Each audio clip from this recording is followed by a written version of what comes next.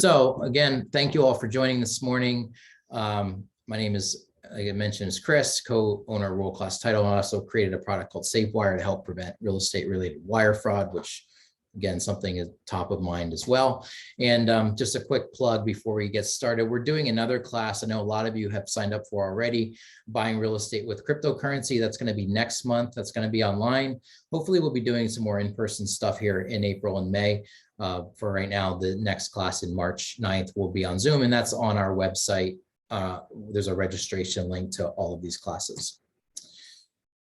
So I like to kick off with a slide from someone some of you may know, some of you may not know, but his name is Simon Sinek. Simon Sinek is someone who's been around now for probably about 10 years. He is I think he would call himself someone who studies human behavior. And one of the things he talks about is the power of why. There's a great book he wrote about it. It's really something that I like to start with, just kind of center the conversation. And the power of why starts with, it's this circle, and it starts with three things. There's an outer ring, which is your what. There's an inner ring, which is the how, and the middle ring is the why. And the outer ring is the what. We all know what we do. Someone asks you what you do, your what is all the same. You're all licensed by the state of Ohio to help people buy and sell real estate. The how you do it may differ. Some of you may be strictly referral based, or some of you may do online leads, or some of you, how you do things may be different, but few of us actually articulate why we do what we do. Why do we connect? And what happens is the what and the how connect differently. So when we communicate the why and we communicate from why, it helps us to connect as humans versus the what. The why connect differently. So part of my why is this little girl here, and I like to start with this quick little video to show her cuteness. Stop it. Perfect. Colton says so. Stop it. What in the fuck you doing? Stop it. With this legitimate profiting business proposition. So go ahead and mute yourself if you haven't muted yourself, just as a reminder. Oh, good, $10 million. Yeah. Mandy, could you mute yourself, please? No one has claimed, it's wild, no one has claimed that money yet. It was obviously good. It's obviously good. Mandy, could you mute yourself, please?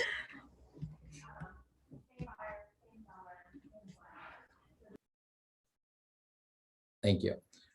So that little girl is part of my why, and she gets her vocabulary from her mother.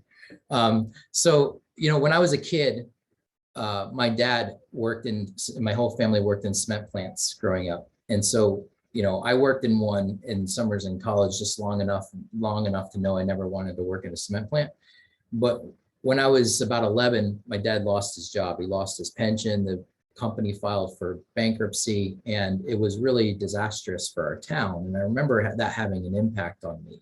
And why I do what I do today is I'm really focused on, I didn't want to have a job, and I didn't want to have a job that if it went out of business, I would have lost everything. So everything I do today is fairly entrepreneurial in spirit, because I want to have control over what I do. And I hope that I share a lot of that same type of similarity with many of you. So I like to invest in people who invest in themselves, and you all being here today is an example of that investment in self.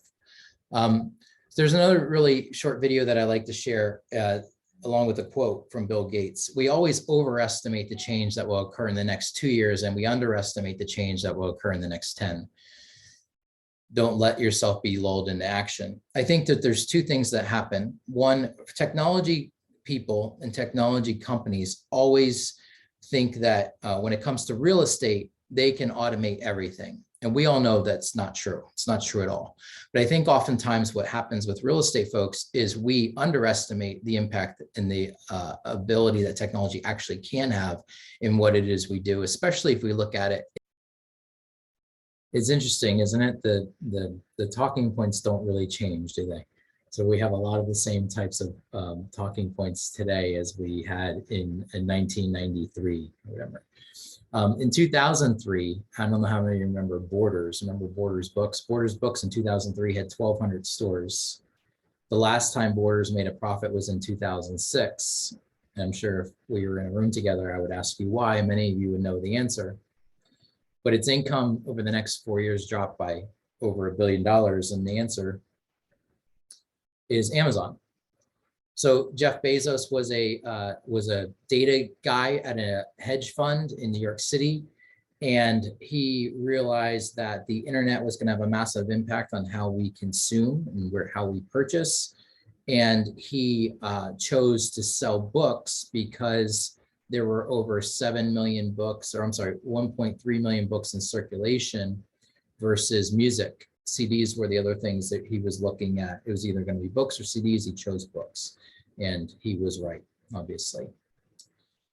So what we're going to talk about next, what happens if I'm wrong about some of these predictions and some of these things that are going on? Not much. It's just information. There's nothing really here that's going to light the world on fire. But some of these things, if I'm right, could have an impact on what it is we all do. We're all in this together in the traditional real estate transaction. When I talk about a traditional real estate transaction, I'm talking about you all as real estate agents, as lenders, as title companies that are independent somewhat of each other. That's what I consider the traditional real estate transaction. So over the next 10 years, who actually decides what is going to happen? And it's the consumer. The consumer always chooses who wins and loses, not just in real estate, but in any industry.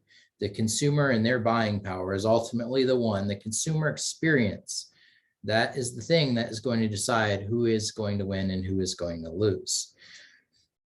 NAR does the buyer and seller report each year, where they go out and they do surveys and studies and data points. And it's a great report that they put out. And you can get it as an NAR member. If you haven't bought it before, you can get it online. I think you pay like $20, and it's pretty massive, but they highlight each year and they have some really, really good data in there. And one of the things that they have in there is they do consumer satisfaction for buyers and sellers. And overall, the consumer satisfaction for real estate transactions is about 63%. That's not great. That's not great as an industry. We should certainly do better. But my question, I guess, always becomes, what happens if that number gets worse? So it's 63% now, and consumers overwhelmingly want trusted real estate professionals in their transactions. They want all of us. They want you. They want us. They just don't necessarily want everything else. And so what we have to get better at as an industry is we have to get more efficient at the everything else. So take what you want, leave behind the rest. Who are going to be the winners and the losers?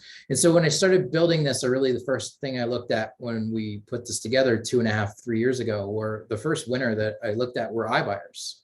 iBuying is not what you think. iBuying is not about actually buying houses online. iBuying is about leads. So think about it.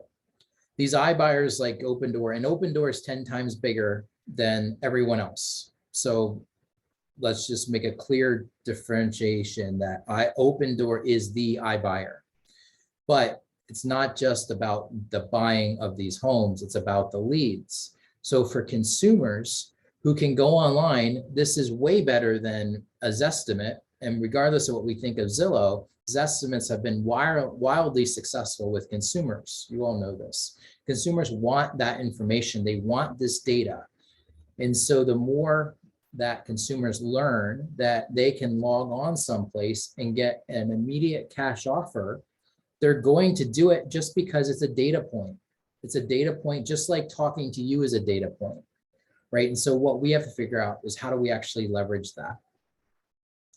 In markets right now, like Phoenix, where iBuying has been out there for 4 or 5 years, something like over half of all sellers get iBuyer offers on their home. Doesn't mean they list with them, but it means that they get those offers on their home as data points and comparisons. And so if you look, this is some data from last year, but iBuying right now has a 1.5% market share across the country, across the US. 1.5%. Now, this is an industry that did not exist 5 years ago. So in 5 years, to go from 0 to 1.5% total market share across the US, that's pretty massive. And if you look at these markets that they're in, this is a slide is probably really difficult to see, but in Atlanta, they have 5.3% market share. Arizona, Phoenix, almost 6%. Dallas, Fort Worth, 4%. Charlotte, 5%, right? And so they just launched in Columbus last year. And so I think that it's fairly safe and conservative estimate to make that in the next 10 years, these iBuyers can have easily 10 to 20% in the top 100 markets in the United States. Those are massive numbers. And so what does that mean for the rest of us? It means two things. It means that transactions are going to get faster. So that means there's going to be more transactions. There's going to be more overall transactions, which is a good thing for all of us. But it also means there's going to be less transactions for those agents who aren't efficient in how they do business. iBuyers are going to carve out 10 to 20% of the Central Ohio market within the next 10 years. The data is already supporting it. It's coming. It's going to happen. Teams we're seeing are getting more and more market share. And so what that does is it compresses everybody in between, right? So that's what the data is showing. So what does that experience look like for a consumer? So for a consumer, they can go on to, I use Opendoor here as the example. They can put in their website. They can put in some basic information. They could sell or list with a company like Opendoor, do some few basic things like upload some photos, put in some information, and they have a legitimate cash offer that they can close within 3 to 5 days. The offers aren't terrible. I know one of the things that's quick to say is, well, it's not going to be top of market, top dollar. That's true. However, the numbers that I see, it's about 98 to 99% of what the market value would be if they went out and sold it through an agent. Now there are fees with that. There's about the cost to the consumer is about 7%, but selling with a traditional agent is about 6%, and you have title fees typically too. So you're pretty much right there, almost apples to apples. Now, one thing that I want to point out with their process, it's different than ours. And one of the advantages that they have, and by the way, I truly feel that it's the traditional real estate industry versus Opendoor. It's everybody versus Opendoor, whether, again, we realize it or not. Simply because a consumer can do everything through one vertical system with them. So they can begin with searching for the home through their portal. They're doing fee-free loans. So if you're a buyer on one of their properties, they'll do a mortgage for you for free, and then they sell them on the secondary market. They're actually losing money on their mortgages. I've seen as high as $5,000 per mortgage they're losing on those deals, but they can afford to because they're getting so much of the rest of the transaction.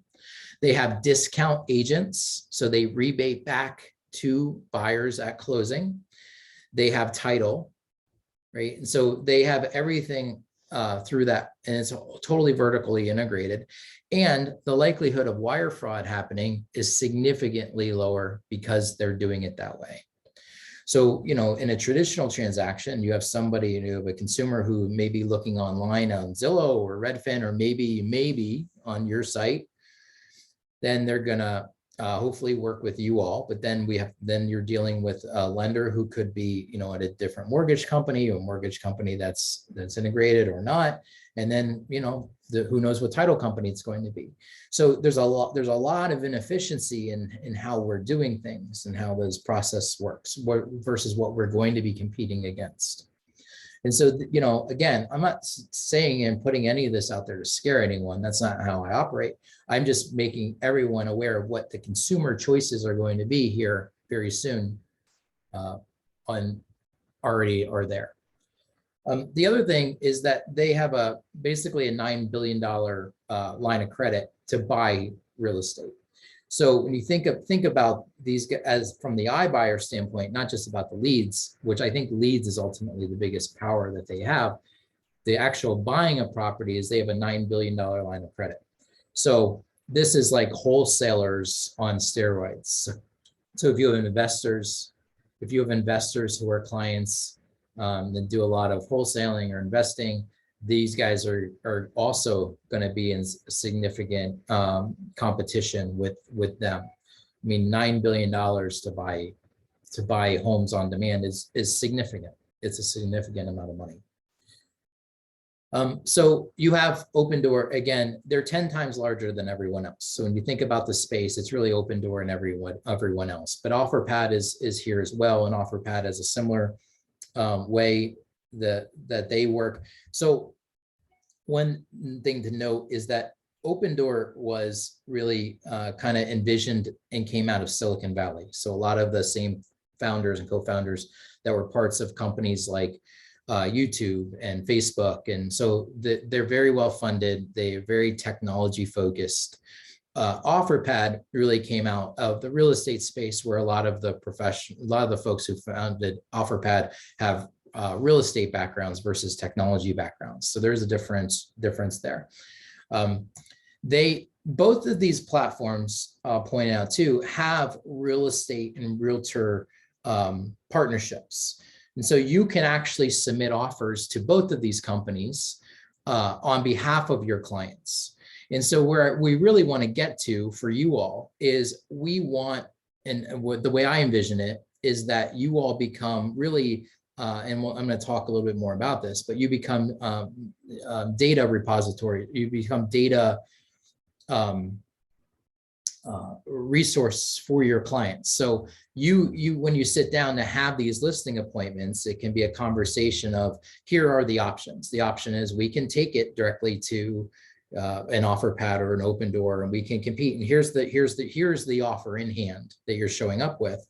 And if we take it with a traditional listing, here's the likely scenario there, pluses, negatives to each.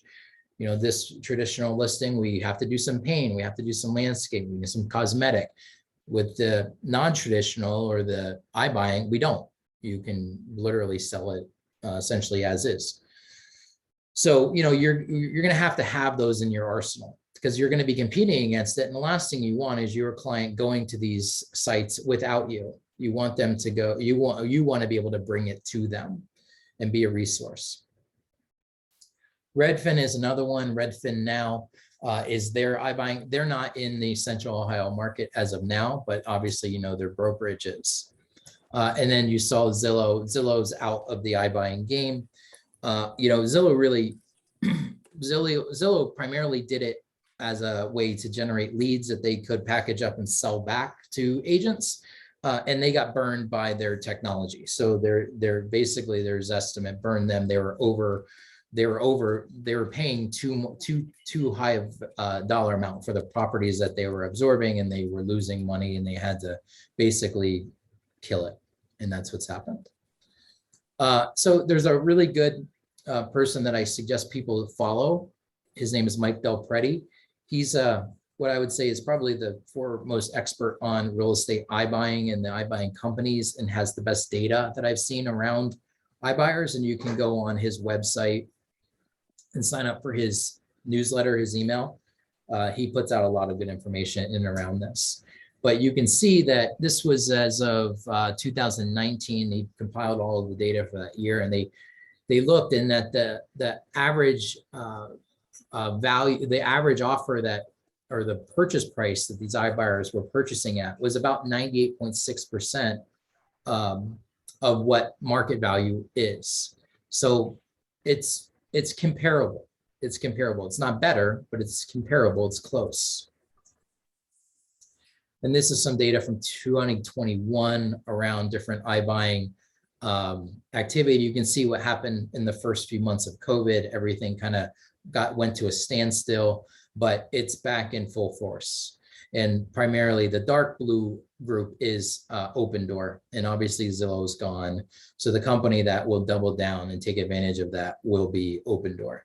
When market downturns happen, I think typically what I think about some of these companies, there's a lot of garbage technology that's come out the last 5 to 10 years that I think is just one downturn away from going away, and we've seen that over the years. But I think comfortably we can say Open Door is not one of those companies just because of how well funded they are. I think they'll double down and they'll likely take advantage of a down market. So again, my opinion, take it for what it's worth or not. It's just what I think. You can also see that they're paying for houses. Everybody is. Everyone is the median purchase price, not just for iBuying, but just for in general across the country, prices are going up. There's a really good chart on his website that shows you comparably from year to year the growth of iBuying and where they are. Not a ton here yet in Central Ohio, but it's here. It's here now, so we'll see more and more of it.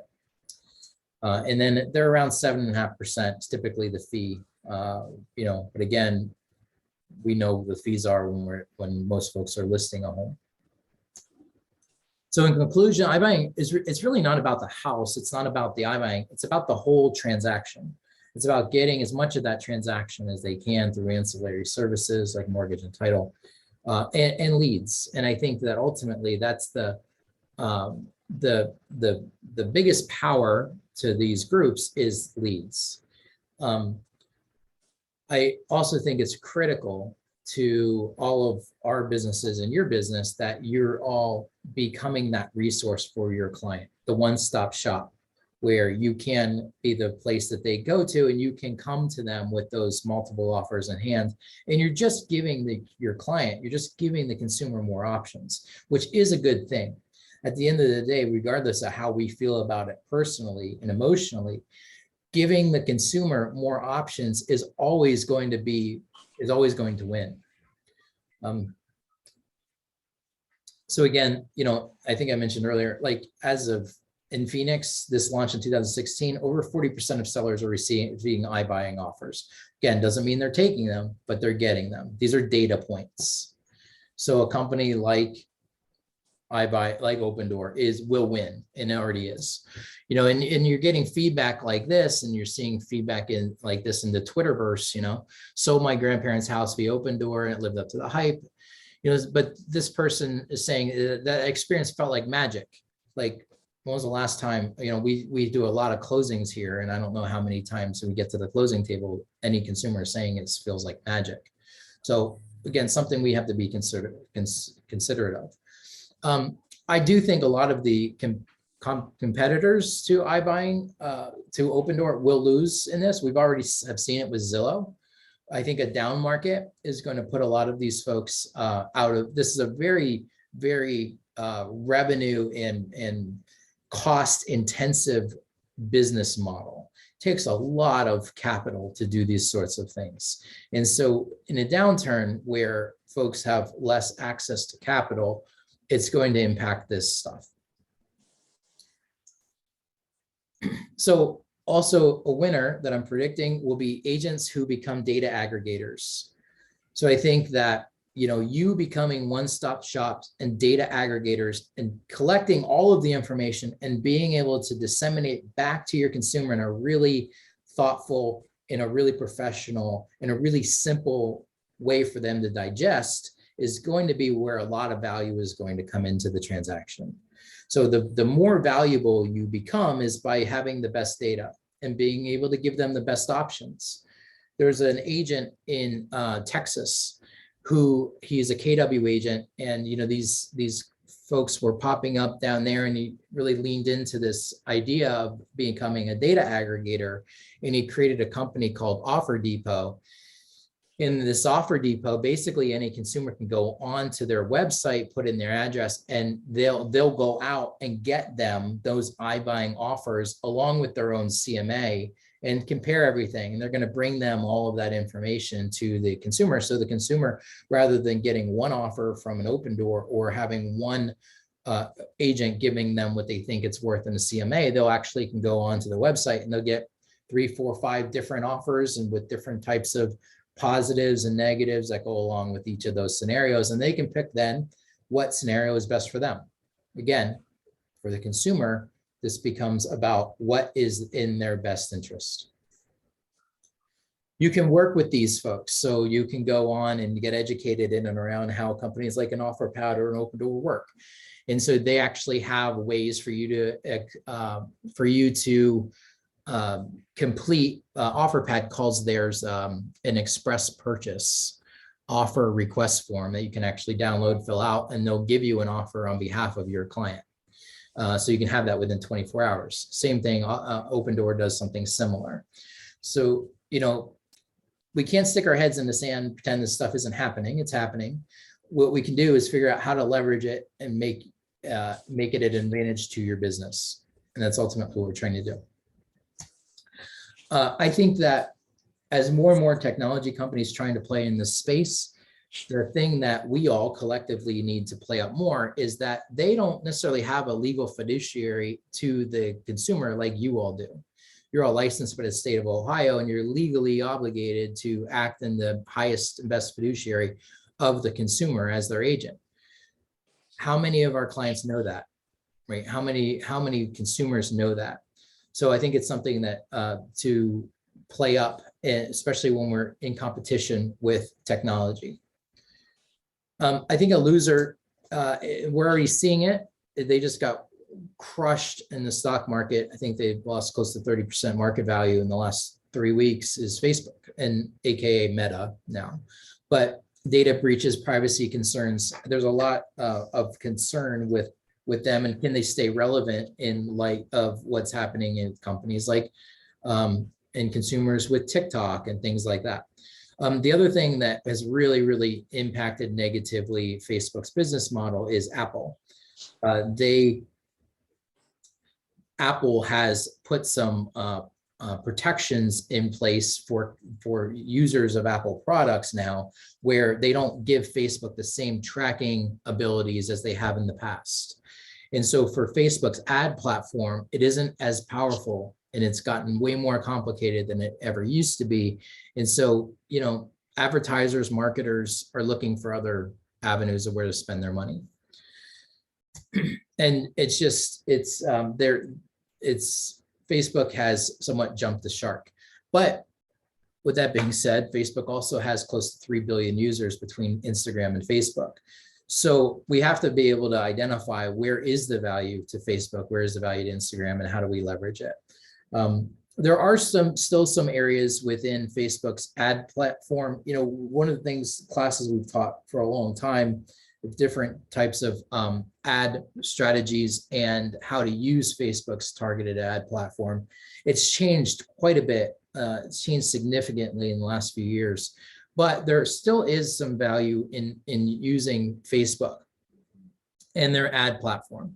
And there's a lot of value in connecting it to, say, your website. So somebody actually gets on your website. It's like when you go, if you've ever noticed, when you go on to a website and next thing you know, you go into Facebook or Instagram, you're seeing ads for that retailer. They're targeting you using something called a retargeting pixel, because you landed on their website. They put some targeting on their they put a pixel on the website that tracks you and then tells Facebook, oh, Chris was just on your website. Now you should send him an ad.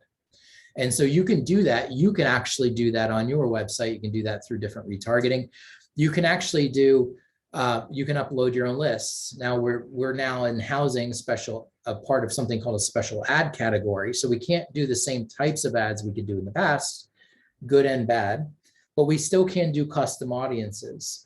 And so this is something we can help you with here. Our sales reps can help with, but if you have a list, whether it's an email list or a CRM that has clients that you work with or have worked with in the past, you can actually upload those lists through Facebook's custom audiences, and you can run ads to past clients that way. It's really inexpensive. It's pretty easy to do.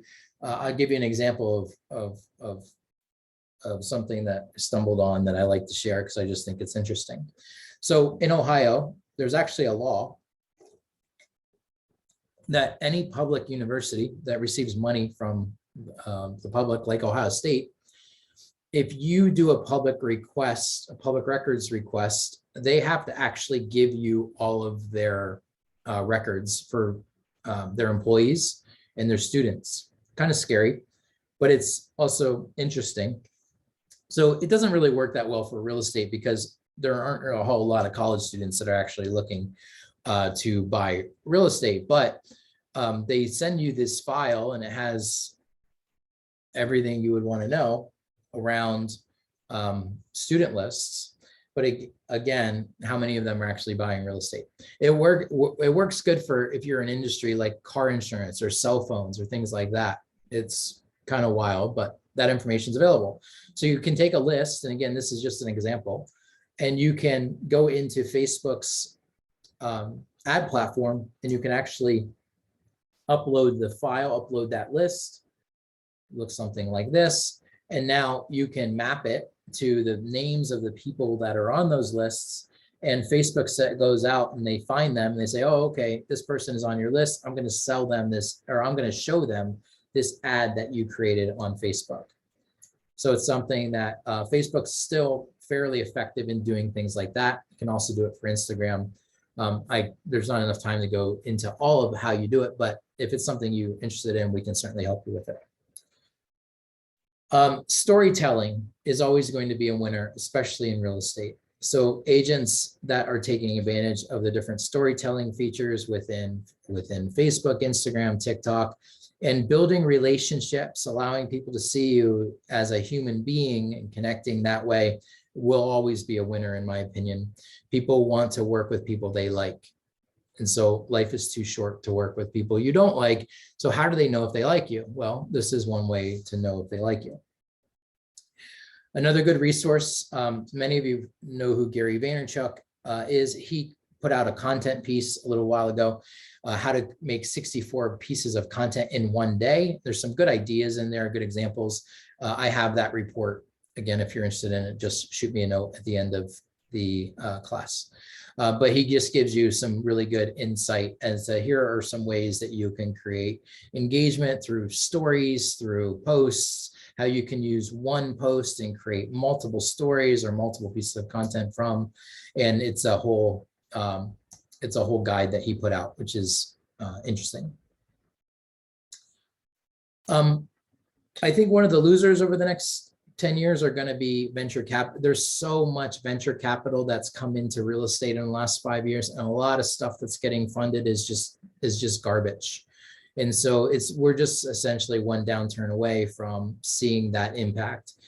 Now, I don't know that we're going to see a downturn in Central Ohio in the next 10 years. I'm very bullish on what's going to happen here. Obviously, real estate related, some of the announcements, specifically what's going to happen here with Intel.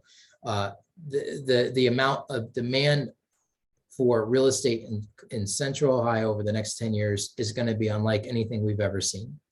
And so I'm very bullish on what's going to happen here in the rest of the country. I don't know, but I'd be stunned if we see anything close to a recession. And I'm not a financial advisor, but we're going to, at least real estate related, we're going to have so much demand here in the next 10 years that I don't see us having a downturn. But venture capital has pumped so much money into businesses and companies. In 2013, there was less than $500 million invested in real estate. In 2019, there was over 12.5 billion invested just in the first half of the year. So those are companies like Open Door, those are companies like Compass, those are companies that, some of these companies you've never heard of. And so what happens is it takes, 5 years, 10 years to build a technology company. And so you're just beginning to see a lot of this money that was deployed back then come into the market now. And so it's something to keep an eye on. Again, I think a lot of it's garbage, not all of it though. Some of it will impact what we do in the long run, specifically like iBuying.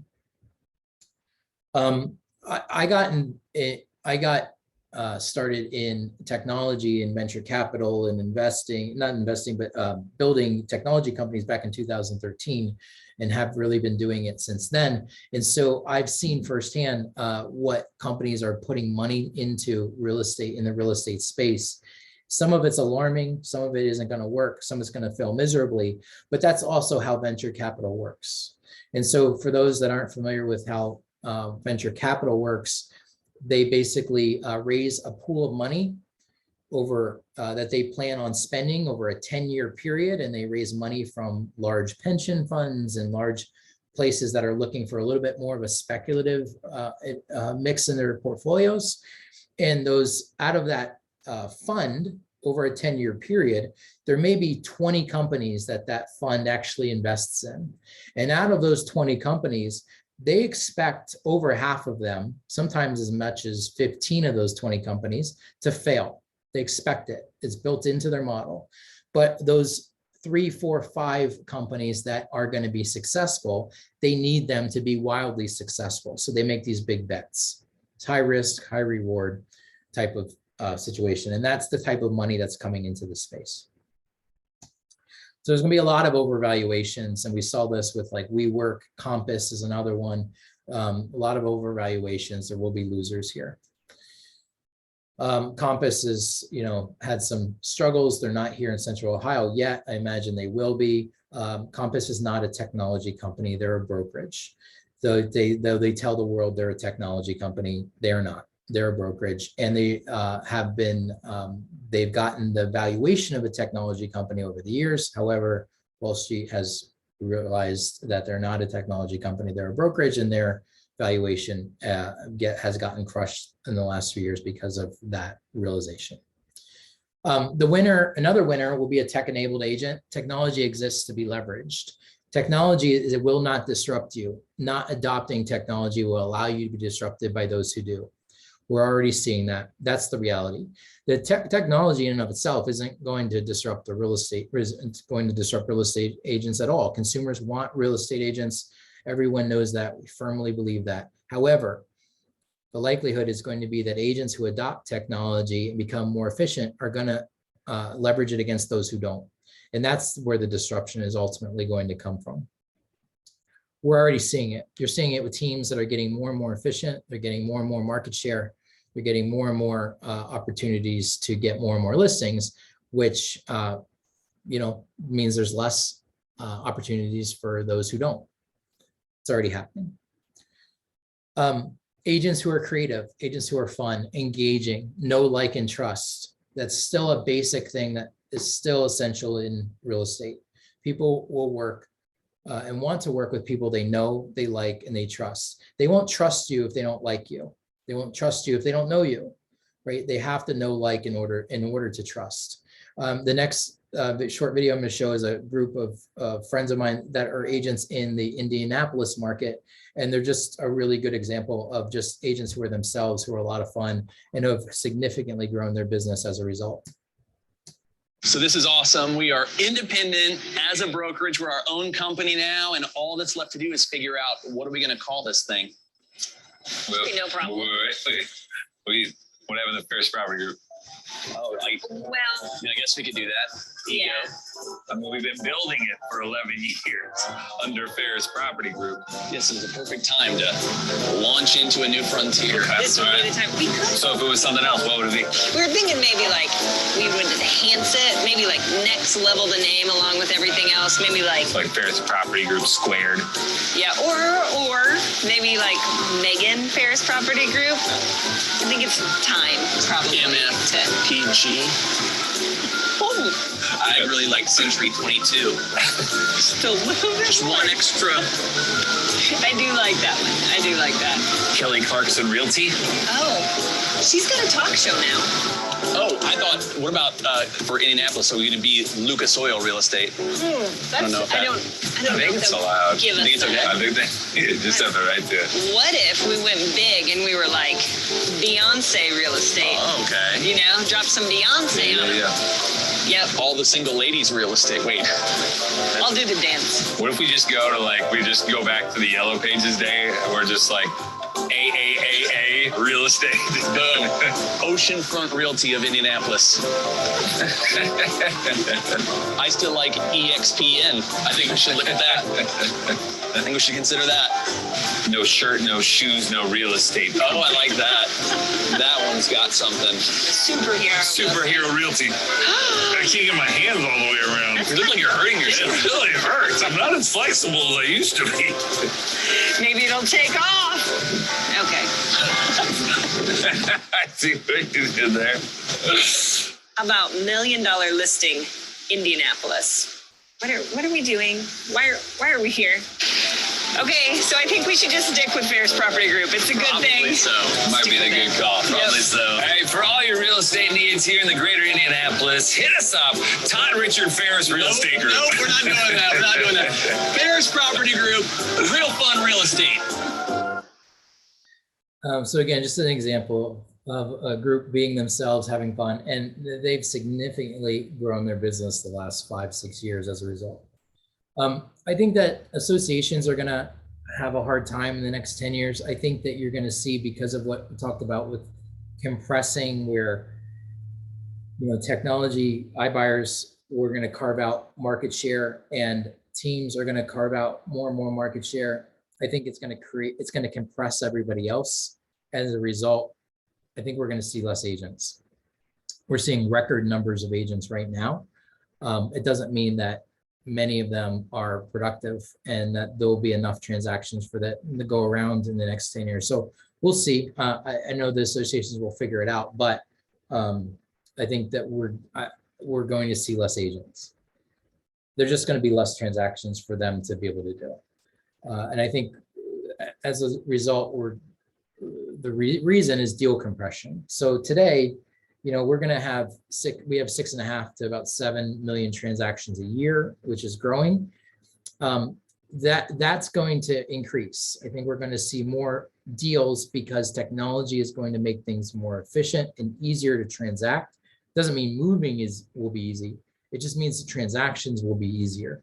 And so as a result, less friction means the ability to transact more. We'll see. Algorithms, technology, again, I think you're going to see, Amazon knows when someone is pregnant before the rest of that person's family know they're pregnant. And they know that based on what that person is searching for to buy on Amazon. That's an example of what an algorithm and what technology can do. They can predict and use predictive type of analytics based on activity, searches, things like that, to know what someone is likely to do versus before even their family would know, right? And I think we're going to see more and more of that in real estate. So Amazon really, they did a little partnership thing with Realogy. It didn't really go anywhere. I don't think they're doing it anymore.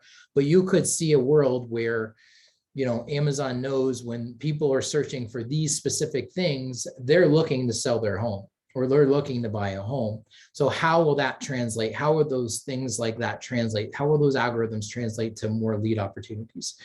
I don't know, but I certainly think it's coming. Love them, hate them, doesn't really matter. Zillow is still getting 160+ million site visitors a month. Consumers are still choosing to go there to look at homes. So as long as that's the case, they're still going to be in the game. They're still going to be winning. The consumer, anything that doesn't add value to the consumer is going to go away. It's going to die. Transactions are going to get faster, more transparent, safer, and less expensive for the consumer. So at the end of the day, again, this all comes back. This isn't about, Chris's opinion of what I think is going to happen. It's not about your opinion of what you think is going to happen. It's about what the consumer is going to choose. That 1000% is always about the consumer. They're always the ones with the buying power. They're always the ones who are going to decide what type of experience they're going to have. Now, it's moved much, much slower in real estate than in just about anywhere else. And it's still going to move slow in real estate. I'm not a big believer that anything is going to come in and completely disrupt anything we're doing. things just move too slow. However, it's moving faster than it ever has. That is true. Wire fraud is also going to be a winner. Fraudsters are getting better and better at what they're doing. The problem is getting worse, and the industry seems to care even less. One of the biggest frustrations I've had as someone who's been deeply involved in trying to prevent real estate wire fraud since 2016 is that the industry just doesn't really care. If it hasn't happened to you, it isn't really a thing, is the general mentality that I see over and over again. We still have title companies, and specifically here in Central Ohio, that are still sending unsecured wire instructions to real estate agents. What that means, and I know many of you on this call are getting those. If you're working specifically if you're representing a buyer and you're getting unsecured wire instructions from a title company, you should immediately tell them, call them and tell them to knock it off. What they're doing is negligent, and it's putting you in a compromised situation where your client potentially could lose money and you can be sued. This is happening every day. And this is how it's happening. Generally, the way it's happening is through real estate agents. Their email accounts, your email accounts are being penetrated, you're being phished, and when fraudsters get into your account, you often don't know it. There's 60 people on the call here today. I guarantee at least 1 to 2 of you has someone inside their email and you don't even know it. The way to find out, well, I probably, since I just told you that, I'm probably scared half of you. I should probably tell you how to check to know, but you need to have 2-factor authentication on your email. If you don't, it's arguably negligent. Not even arguably, it's negligent. 2-factor authentication on your email if you're using it for work, period. You need to have strong passwords. If you haven't changed your password in a while, now is a great time to do it. And you need to go and check your forwarding filters. If you have in your settings, everyone's email account has the ability to forward emails to someone else. If you've been compromised, the first thing they do is they go in and they change your forwarding filters. And so they'll look for emails that are coming from your clients, from title companies, and they will send them to other places and move them out of your inbox before you'll ever even see them. And then they'll go in and they'll create fake wire instructions. They'll get in the middle of these transactions, and that is how the fraud is happening. It's how the fraud is happening. 9 out of 10 times it's happening through the real estate agent. Title companies have gotten better at preventing it, and not all of them. There are still a lot of bad title companies out there when it comes to wire fraud. This is not a wire fraud related class. However, I would be doing you all a disservice if I didn't warn you and tell you about how this is happening and why it's happening. The problem is getting worse. It's not getting better. And consumers lose confidence in what it is we do with their money. We all have a problem. And that 63% number that I showed you earlier goes down. So it's important, it's critical, and it's not talked about enough. One of the biggest disadvantages we have as a traditional real estate industry, what we're being competed against is segmentation of all of our information. So title companies have their information, mortgage companies have their information, and you all as agents have your information. All of that information is segmented, meaning that it all exists in different places. Creates inefficiency, it creates security issues. And that's, again, how we can become victims of wire fraud, is because of this data segmentation. Companies like Open Door are not dealing with that same type of segmentation that we are.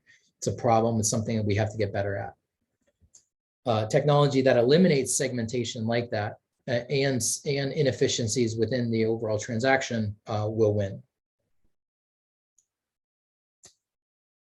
This is a quote from the Wall Street Journal in and around wire fraud. What's missing are standard industry practices that use the latest technology to avert real estate fraud. Agents, lenders, and title and escrow companies across the US all manage transactions differently, and states have their own rules. As a result, consumers have no way of knowing if home sales are handled securely. That is an accurate statement, and that is a problem. And by the way, somebody that's been dealing with that every day since 2016, trying to fix it, I don't know the answer. The answer is it's going to get worse before it gets better. And what's probably going to happen is a ton of litigation. And I think until agents, brokers start getting sued more, this isn't going to change. I think that's what's ultimately, unfortunately, going to be the thing that's going to change this. And I think it's coming. Also, so again, hopefully to spin this and end this on a positive note, not to scare all of you. And remember, like, I'm here as a resource. I'm here to be helpful. I want to help. I want to solve these things. I want to be somebody that you can look to and say, hey, you know, Chris will give it to us straight. You know, I'm not always going to tell you what you want to hear, but I'm going to tell you what you need to hear. And this is something that you can tell I'm passionate about. And I want to be a resource to you. So if you want help in identifying whether or not you could be compromised, please use this as a resource. Use me as a resource. I'm here to help. You know, you are here. You are going to, you are a winner here. Inspire, add value, facilitate people's dreams, fearlessly leverage these tools and technology against those who don't. You know, that is the solution. That is if there's anything that's a trick, that is it. And this isn't new. You all have been doing this for a long, long time. Most of you, many of you. So what if I'm wrong? You know, I'm wrong. But what if some of this is right? How could it impact your business? How could it impact what it is you do and how you support your families? That's a question that I'll leave you with. Just as again, a reminder, on our website, CE registrations, if you have not registered for our next class we're doing next month, buying real estate with cryptocurrency. If you don't know what cryptocurrency is, totally cool. I'm going to do a little bit of a brief on what it is, how it works, blockchain, all of those things. So we're going to talk all about that and what it means. And it's nothing to be afraid of. It's something, again, like everything else, I think technology that's going to allow our transactions to be safer and faster, which is a good thing for the consumer. So yeah, it's not something I think it's going to happen overnight, but over the next 10 years, it's going to be impactful to what we do. So let's be on the leading edge of it. I am going to end with that. I'm going to open it up for questions. So if you have questions and want to ask them, go ahead and turn on your camera, turn on your mic, and go ahead and jump in. Let me make sure I turned off my video of you all earlier. So I'm going to go ahead and try to turn that back on so I can see if you have questions.